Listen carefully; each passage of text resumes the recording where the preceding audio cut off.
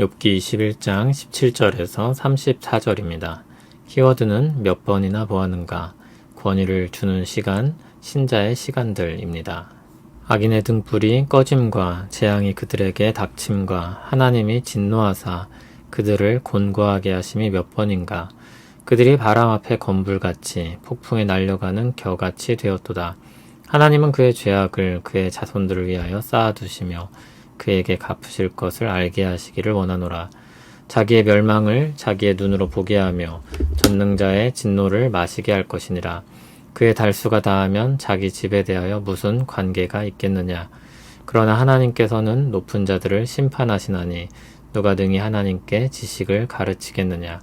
어떤 사람은 죽도록 기운이 충실하여 안전하며 평안하고 그의 그릇에는 젖이 가득하며 그의 골수는 윤택하고 어떤 사람은 마음에 고통을 품고 죽음으로 행복을 맛보지 못하는도다. 이 둘이 매 한 가지로 흙 속에 눕고 그들 위에 구더기가 덮이는구나. 내가 너희의 생각을 알고 너희가 나를 해하려는 속셈도 아노라. 너희의 말이 귀인의 집이 어디 있으며 악인이 살던 장막이 어디 있느냐 하는구나. 너희가 길 가는 사람들에게 묻지 아니하였느냐. 그들의 증거를 알지 못하느냐.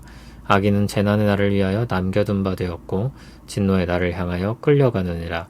누가 능히 그의 면전에서 그의 길을 알려주며 누가 그의 소행을 보응하랴. 그를 무덤으로 메어가고 사람이 그 무덤을 지키리라. 그는 골짜기의 흙덩이를 달게 여기리니 많은 사람들이 그보다 앞서갔으며 모든 사람이 그의 뒤에 줄 지었느니라.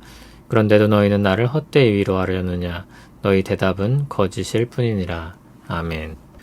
빌닷은 악인의 빛은 꺼진다고 확신있게 말했고 소발은 하나님의 진노의 날에 대해 이야기했습니다. 그러나 욥은 회의적으로 말합니다. 17절을 보면 살면서 그와 같은 일들이 몇 번이나 일어나느냐고 되묻습니다. 욥이 보기엔 그렇게 많지 않다는 것입니다. 욥 역시 악인들이 하나님께서 벌 주실 것을 믿고 그렇게 되기를 바랍니다. 그러나 그 일들이 그렇게 바라는 만큼 빈번하게 관찰되지는 않습니다. 욥은 18절부터 21절에서 악인들이 벌받기를 바란다고 말합니다. 악인들이 바람 앞에 건불처럼 날리고 폭풍에 날려가는 겨같이 되기를 바랍니다. 하나님께서 죄악을 기억하고 쌓아두신다는 것을, 죄악대로 갚으신다는 것을 알게 하시길 원합니다. 사람들은 그의 자손들에게도 하나님의 진노가 임할 것이라고 생각하지만 욥은 자기 죄를 자기가 책임진다고 말합니다. 자기 멸망을 자기 눈으로 보고 전능자의 진노를 마실 것을 바랍니다. 악인은 그의 달수가 다할 때, 즉 그가 죽을 때 자기 집에 대하여 무슨 관계가 있느냐고 했습니다. 상관이 없다는 것입니다. 악인은 자기 집이 당하는 일에 대해 무관심하고 이기적인 생각뿐입니다. 한편 하나님은 모든 사람을 심판하실 권세를 가지셨으며 모든 것을 아시는 분으로서 판단하실 것입니다. 그런데 그분이 각 사람들에게 주시는 죽음을 보면 어떻게 된 것인지 알기가 어렵습니다. 어떤 사람은 죽을 때까지 편안히 살다가 죽고 어떤 사람은 죽을 때까지 괴롭게 살다가 죽습니다. 의인이나 악인이나 상관이 없이 모두 흙 속에 눕고 그들 위로 구더기가 덮입니다. 의인이지만 고통 중에 죽기도 하고 악인이지만 편안히 죽기도 한다는 것입니다. 그게 심판의 권세를 가지고 모든 것을 아시는 하나님께서 행하시는 심판입니다. 이것은 욥의 경험입니다. 욥은 의롭게 살았음에도 이해할 수 없는 고난을 당하고 죽어가고 있습니다. 욥은 친구들을 향해 비난합니다. 욥은 그들의 생각을 알고 해하려는 마음을 안다고 했습니다. 친구들의 생각은 단순합니다. 악인들은 망할 것입니다. 그런데 욥이 망했고 그러므로 욥은 악인이라는 것입니다. 그것이 욥에게 큰 상처를 주었습니다. 친구들의 말은 무엇입니까? 귀인들의 집이 어디 있으며 악인이 살던 장막이 어디 있느냐고 했습니다. 욥이 주장하는 고통받는 의인은 어디 있고 형통한 악인은 어디 있냐는 것입니다.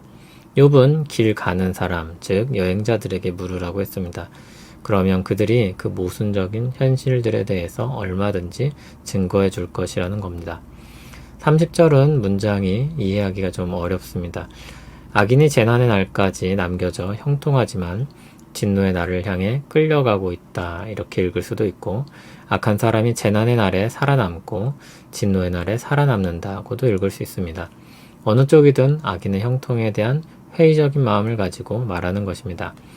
31절을 보면 아무도 악인의 면전에서 길을 알려주고 그의 소행을 보응하지 않습니다. 32절을 보면 악인의 장례가 나오는데 그들이 무덤으로 메어져 가고 무덤이 지켜집니다. 호화롭게 장례를 치르는 것입니다. 골짜기는 전통적인 장지인데 거기 흙덩이를 달게 여긴다고 했습니다. 평안히 안식하는 것입니다. 많은 사람들이 그렇게 살고 죽었고 그 뒤를 따르는 사람도 줄을 이었습니다. 이 말들의 결론이 무엇입니까? 34절을 보면 그런데 욥의 친구들이 자신에게 헛된 위로의 말을 한다는 것입니다. 그들이 이야기하는 세상과 욥이 보고 있는 현실은 다르다는 것입니다.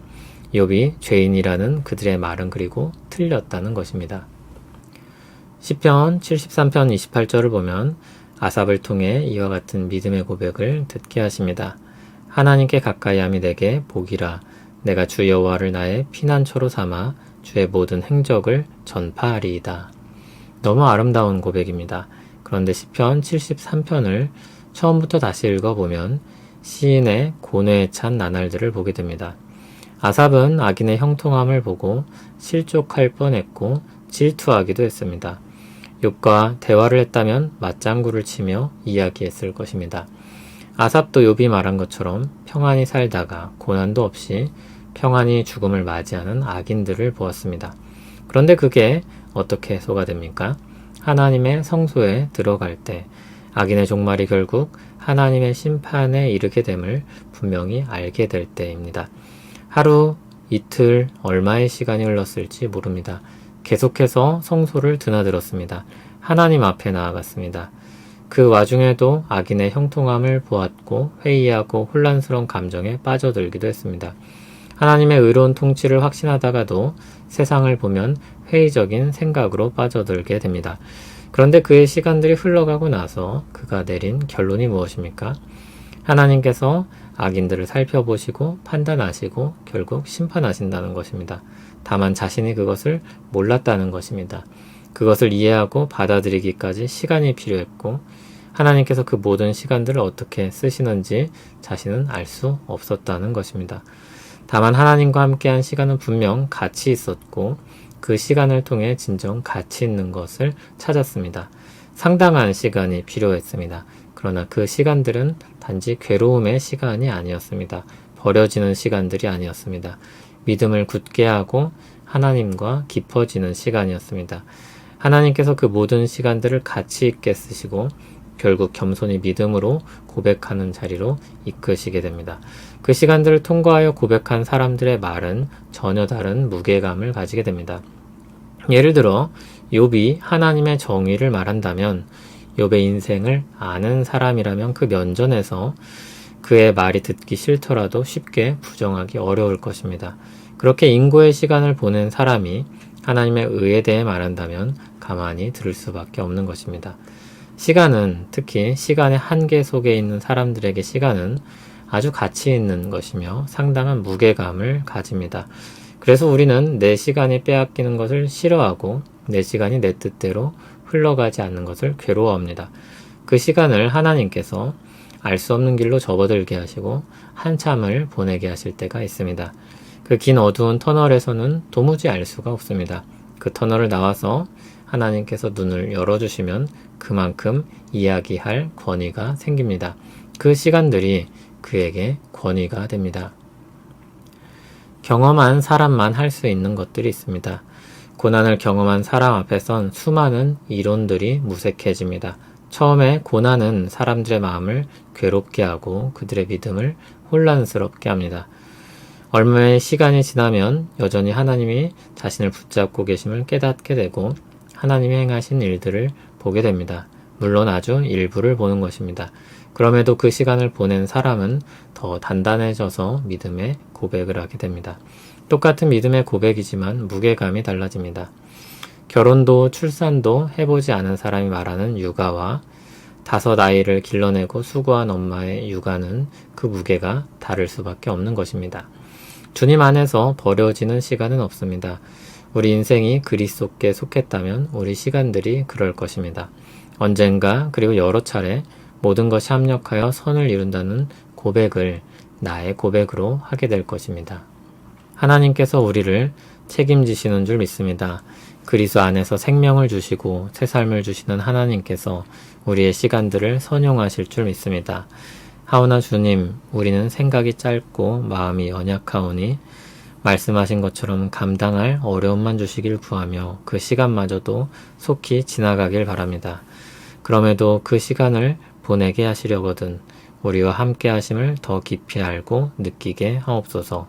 예수님 이름으로 기도합니다. 아멘.